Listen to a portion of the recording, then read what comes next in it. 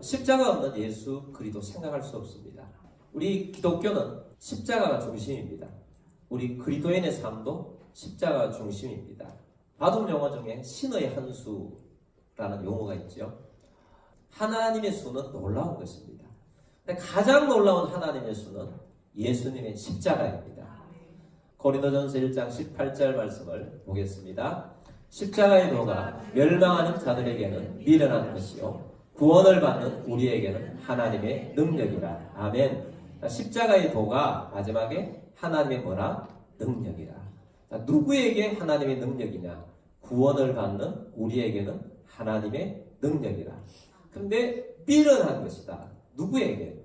멸망하는 자들에게는 십자가의 도가 미련한 것이다. 여러분 1세기에 있었던 사람들에게 십자가를 전하는 것은 참 미련하게 보였습니다. 1세기의 사람들에게 십자가는 혐오 단어였어요.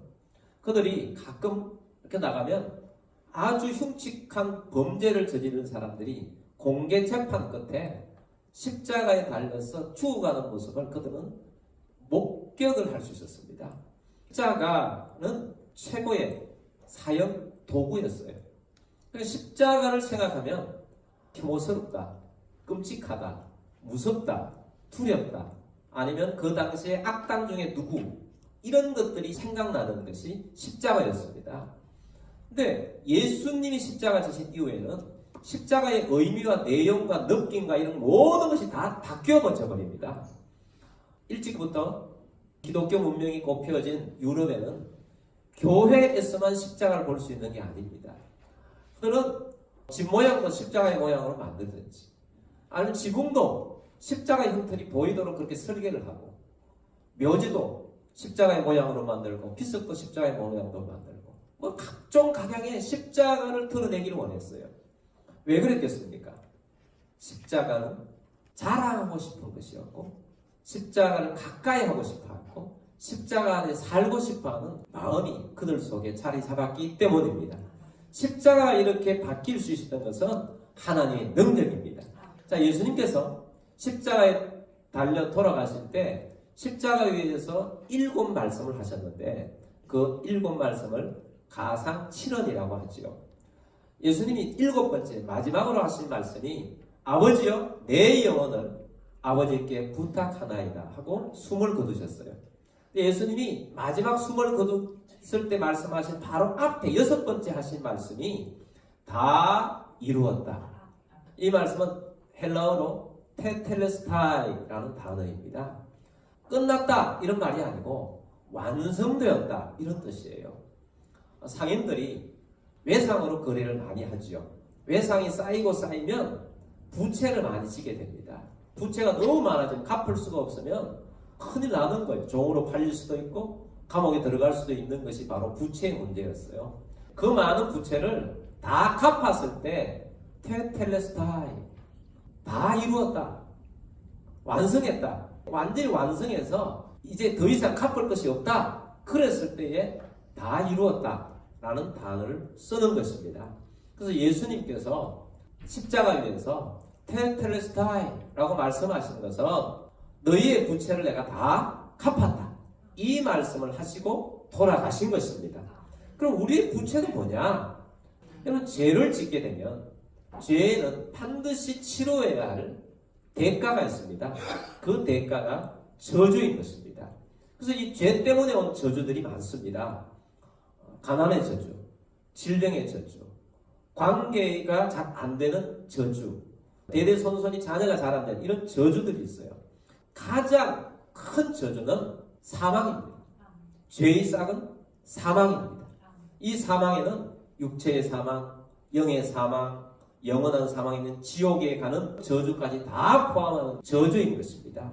그래서 이 저주를 예수님께서 짊어지고 테텔레스타이 내가 이 모든 너희의 이 짊어져야 할 이 부채를 내가 다 갚았다 하는 것이 십자가 위에서 예수님께서 하신 일이에요.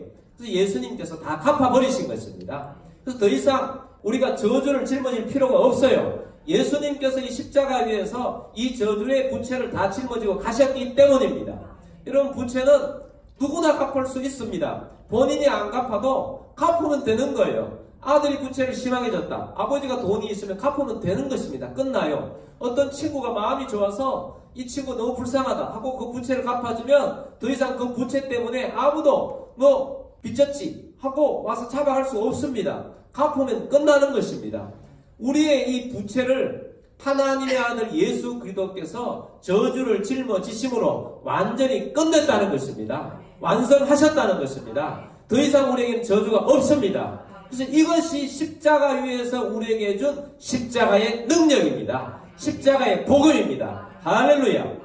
우리에게 이 복음을 주신 하나님께 감사하고 찬양하고 영광을 돌리는 우리 모두가 되기를 바랍니다. 예수님께서 이 십자가에 달려 돌아가신 것, 그것이 저주였어요.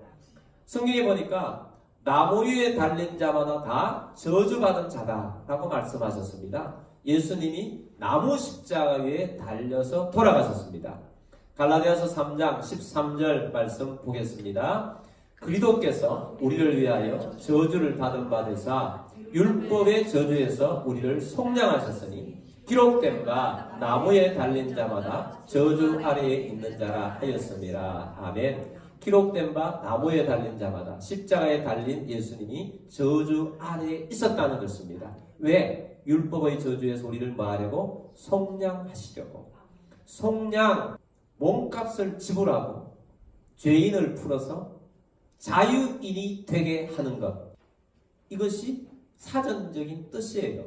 우리의 몸값은 저주의 몸값, 죽음의 몸값, 지옥의 몸값이에요. 하나님의 아들이신 예수님이 친히 살을 찢으시고 피를 흘리셔서 우리의 몸값을 지불하여서 죄인인 우리에게 자유함을 베풀어 주신 것입니다. 그래서 예수님께서 우리를 위해서 대속 제물이 되어 주셔서 우리의 모든 죄의 짐을, 저주를 예수님께서 짊어지시고 가셨다 하는 것이 예수님의 십자가입니다. 이것이 십자가의 복음입니다. 그래서 우리는 이 십자가의 복음으로 말미암아 하나님의 능력 가운데 구원을 얻게 된 것입니다. 죄를 지으면 죄의 종이 됩니다. 또 죄를 사주한 사탄의 종이 됩니다. 사탄이 너희는 내 종이야, 그렇게 요구합니다. 그러나 예수 그리스도를 믿는 우리들은 더 이상 그러한 것은 우리 것이 아닙니다. 그것으로 사단이 우리를 다시 와서 저주 아래 와야 돼, 너 죽어야 돼, 심판받아야 돼, 그렇게 할 수 없다는 것입니다. 우리의 부채를 예수님께서 다 해결해 주셔서 테텔레스타이 하셨다는 것입니다. 골로새서 2장 14절 말씀 봅니다. 우리를 거스리고 불리하게 하는 법조문으로 쓴 증서를 지우시고 제하여 버리사 십자가에 못 박으시고. 아멘. 우리가 어려울 때 잘못된 문서가 있으면 그것 때문에 더 어려워져요. 사람들이 빚보증을 잘못 쓰면 보증에 사인 한번 한 그 문서 때문에 완전히 인생이 망가지는 거예요. 그 문서 하나 때문에. 문서의 힘이 대단한 것입니다. 근데 우리를 저주 아래 가두는 문서가 있어요. 근데 그 문서를 예수님께서 저주를 받으심으로 다 없애버렸어요. 우리를 거스리고 불리하게 하는 법정원으로 쓴 증서를 예수님께서 지우셨어요. 제하여 버리셨어요. 찢어버렸었어요. 십자가에 못 박아버렸다. 더 이상 그것이 내 것이 아니다는 것입니다. 그 문서를 없애버렸기 때문에 우리를 지옥으로 가둘 수가 없는 것이 구원입니다. 법적으로 해결해야 할 거예요. 여러분, 하나님의 나라의 법으로 우리는 의인이 된 것입니다. 노예 12년이라는 영화가 있습니다. 실화를 바탕으로 해서 만든 영화입니다. 1840년대 미국에는 어떤 주에서는 노예 제도가 없어졌고 어떤 주에서는, 특별히 남부 지역에서는 노예들을 통해 사탕수수 밭에서 일을 하게 하고 짐승보다 못한 삶을 노예들이 살던 그런 때였습니다. 솔로몬 노섭이라는 사람이 뉴욕에서 살고 있는 흑인이었는데 바이올린 연주자였어요. 결혼해서 가족들과 함께 행복하게 살고 있었습니다. 그래서 어느 날 어떤 사람들이 찾아와서 연주를 해주면 돈을 줄 테니까 우리가 계약을 합시다 하고 유인을 했어요. 근데 그 사람들이 노예 상인들이에요. 노예 상인들이 와서 그렇게 유인을 해가지고 가서 계약을 하고는 술을 한 잔 줘서 술을 한 잔 마시고 난 다음에 잠을 들게 됩니다. 깨고 보니까 입었던 멋진 옷은 없어지고 남루한 옷이 입혀져 있고 어떤 창고에 갇혀 있는 겁니다. 그리고 또 다른 노예 상인에게 팔려가지고 쇠사슬에 묶여서 남부지로 끌려가서 루이지애나주의 노예 시장에 가서 노예로 팔리게 됩니다. 그리고 가짜 신분증을 노예 신분증을 만들어서 이름을 플랫이라는 새로운 이름을 가지고 노예 생활이 시작되게 된 것입니다. 노예 생활을 하는데 얼마나 어렵습니까? 나는 자유인이었다고 이야기를 하면 할수록 더 두들겨 맞는 겁니다. 탈출하려고 노력하면 할수록 채찍질 맞았습니다. 그렇게 짐승보다 못한 생활을 12년 동안 했었습니다. 그런데 어느 날 주인이 작은 나무집을 지었는데 집을 지으면서 백인 남성 기술자 한 사람 와서 이 집을 짓도록 했어요. 노스비 조수로 며칠 동안 그 사람과 함께 이 집을 짓고 있었습니다. 그래서 조금 친해졌어요. 친해지다 보니까 그 사람이 이야기를 하는데 자기는 노예 제도를 반대하는 사람이라고 그렇게 이야기하는데 힘을 얻어가지고 자기의 과거에 대한 이야기를 쭉 해줬어요. 근데 그 사람이 그것을 듣고 그 사람이 사무엘 노섭에게 예수님과 같은 그런 존재가 된 겁니다. 그전에는 그렇게 발버둥치며 노예 생활을 탈출하려고 했지만 하면 할수록 더 힘들었는데 이 백인 남성이 신고를 해줬어요. 경찰이 와서 조사를 다 하니까 진실이 드러난 것입니다. 진실이 드러나고 난 다음에는 아무리 그 주인이 악랄한 그 주인이 그 노예 문서를 가져와서 우리는 이런 문서가 있다고 아무리 해도 그것은 종이 조각에 불과한 것입니다. 더 이상 그것이 노석을 옛날 노예 플랫으로 되돌릴 수가 없는 것입니다. 그래서 이 사무엘 노석은 다시 가족을 품으로 돌아올 수 있게 되었고 더 이상 그를 노예로 가둘 수가 없었던 거죠. 마찬가지예요. 마귀는 우리를 참소합니다. 너희는 죄인이야. 참소해요. 마귀는 우리를 괴롭힙니다. 힘들게 합니다. 그런데 예수 그리스도의 십자가로 말미암아서 사단은 더 이상 우리를 정죄할 수가 없습니다. 사단은 이미 무너졌습니다. 깨뜨려졌습니다. 사단은 죄인이라고 할 수가 없습니다.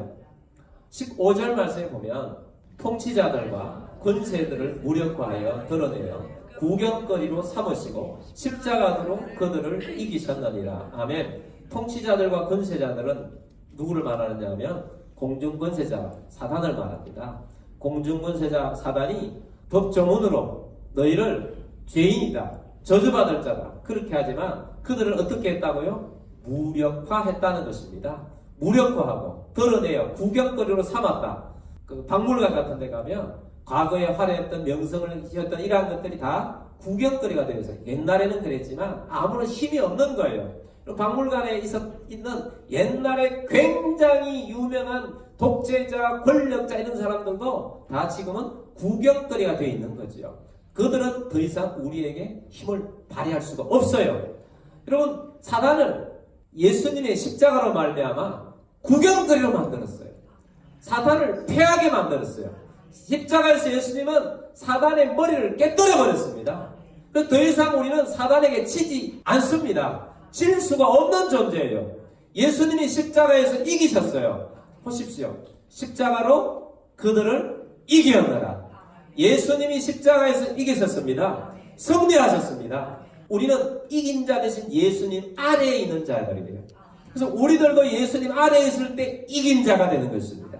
그래서 우리는 예수님의 십자가로 말미암아서 죄를 해결했고 저주를 해결했고 법문서를 없앴고 사단이 우리를 해할 수 없도록 예수님이 십자가로 말미암아 이기셨고 항상 예수님이 이기시고 계시고 우리는 그 안에서 이긴 자가 되는 것입니다. 그러므로 여러분 이 예수님의 이 십자가의 복음이 우리를 구원하고 승리케 하는 것입니다. 이것이 십자가의 복음입니다. 이것이 하나님의 능력입니다. 어찌 십자가를 사랑하지 않을 수가 있습니까? 어찌 십자가를 중심에 놓지 않을 수가 있겠습니까? 이사야 53장 6절 말씀에 보면 우리는 다 양 같아서 그릇 행하여 각기 제 길로 갔거늘 여호와께서는 우리 무리의 죄악을 그에게 담당시키셨도다. 아멘. 우리는 다양 같아서 우리는 눈이 어두운 짐승 같았습니다. 그래서 우리가 마음이 가는 대로 행했습니다. 우리는 죄악의 길로 걸어갔었어요. 우리는 그렇게 가야 각기 길로 갔는데 여호와께서는 우리 무리의 죄악을 누구에게 담당시키셨습니까? 그에게, 예수님에게 담당시키셨어요. 여호와께서는 우리 무리의 죄악을 예수님에게 어떻게 하셨어요? 담당시키셨어요. 예수님이 십자가 위에서 우리의 죄악을 다 가져가셨고 저주를 받아서 예수님께서 우리에게 있는 죄와 저주 이러한 것들을 다 가져가셨습니다. 근데 우리에게 그냥 가져가기만 하고 예수님 주신 것이 없느냐? 아니에요. 예수님께서 우리에게 죄를 가져가시고 우리에게 의를 주셨어요. 우리에게 저주를 가져가시고 우리 예수님께 우리에게 복을 주셨어요. 우리의 미래의 나쁜 것을 다 가져가시고 예수님께서 미래의 희망을 주셨어요. 재앙을 가져가시고 주님께서 다시 일으켜주시고 새 힘을 주셨어요. 십자가는 예수님에게 있는 좋은 것을 우리에게 주시고 내게 있는 나쁜 것을 다 가져가신 교환의 장소였어요. 그래서 예수님이 이 십자가에서 우리에게 복을 주셨습니다. 이것이 십자가의 복음입니다. 뿐만 아니라 예수님께서는 우리 믿는 자들에게 하나님이 가족이 되게 해주셨어요. 하나님에게 소속된 하나님의 가족, 하나님의 패밀리가 된 거예요. 이 땅에 있는 로얄 패밀리는 별거 아닙니다. 짧은 인생 사는 겁니다. 그러다가 망할 수도 있고요. 그러나 우리는 하나님의 로얄 패밀리예요. 하나님의 가족이에요. 요한복음 1장 12절 말씀에 보면 영접하는 자, 곧 그 이를 믿는 자들에게는 하나님의 자녀가 되는 권세를 주셨으니 우리는 하나님을 아버지라고 부릅니다. 하나님의 자녀가 되었기 때문입니다. 여러분 하나님의 가족 맞습니까? 여러분 하나님의 패밀리입니까? 하나님이 우리에게 부르신 영적인 나라의 최고의 패밀리, 최고의 가족, 로얄 패밀리가 된 것입니다. 이것은 십자가 때문이에요. 십자가의 구원 때문이에요. 예수님께서 우리를 성장해 주셨기 때문이에요. 이 놀라운 은혜를 받은 것입니다. 이 놀라운 은혜를 우리가 받았는데 그것 때문에 오늘 세례도 받고 그것 때문에 우리가 예수님이 부르신 이 몸값을 지불해 주셔서 살을 찢으시고 피를 흘리신 이 은혜에 감사 감격하면서 예수님께서 행하라고 하신 성찬을 행하며 그 피를 마시고 그 살을 먹으면서 감사하며 감격하며 그 은혜 가운데 사는 것입니다. 여러분 이 십자가의 은혜를 여러분 속에 새기고 이 십자가의 은혜를 전파하며 이 십자가의 은혜를 나타내는 우리 모두가 되기를 바랍니다. 이것이 십자가의 복음입니다. 이것이 하나님의 능력입니다.